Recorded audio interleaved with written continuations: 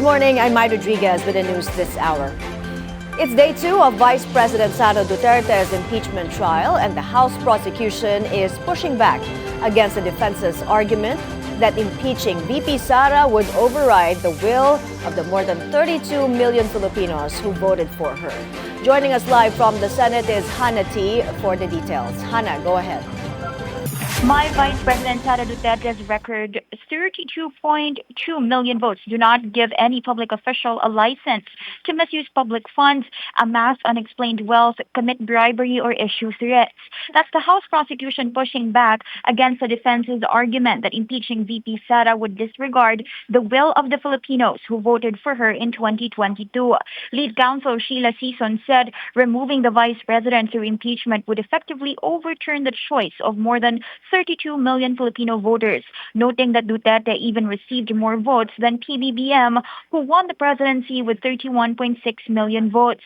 The 2022 election also recorded about 56 million voters, the highest voter turnout since 1998. But House prosecution spokesperson Robert Ace Barber said an overwhelming electoral mandate does not give any public official a license to misuse public funds and more. He stressed that the Constitution created the impeachment process precisely to ensure that even the highest-ranking officials remain accountable to the public, regardless of their popularity. Under Article 11 of the 1987 Constitution, only the President, Vice President, members of the Supreme Court, members of the Constitutional Commission, and the Ombudsman may be removed through impeachment.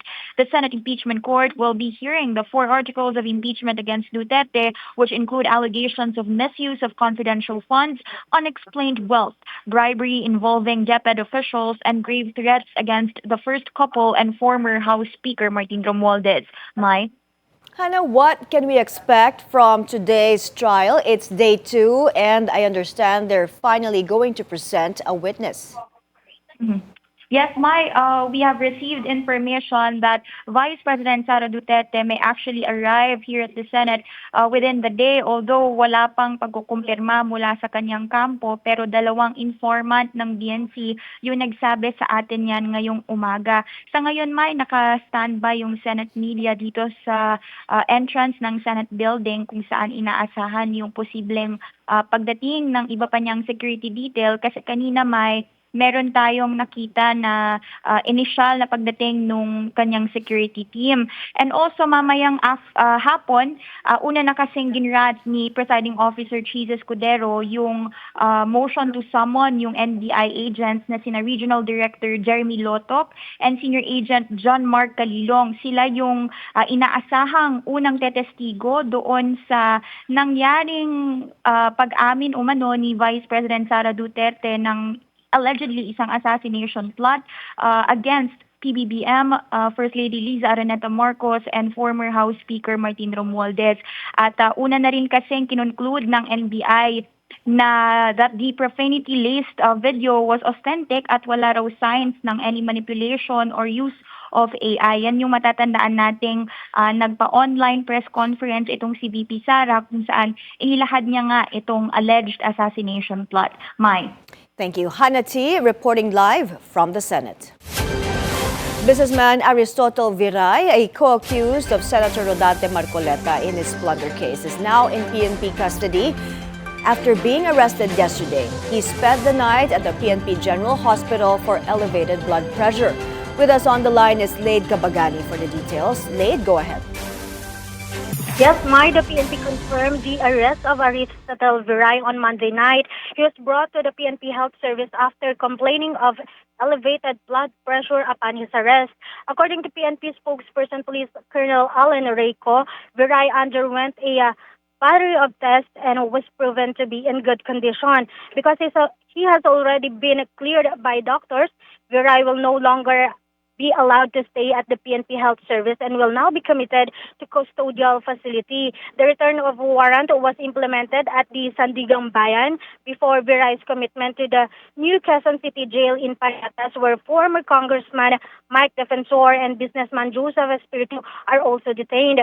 Meanwhile, the PNP is still observing the health condition of Senator Rodante Marcoleta. According to CO, the senator's condition is stable. There's nothing critical regarding his status right now.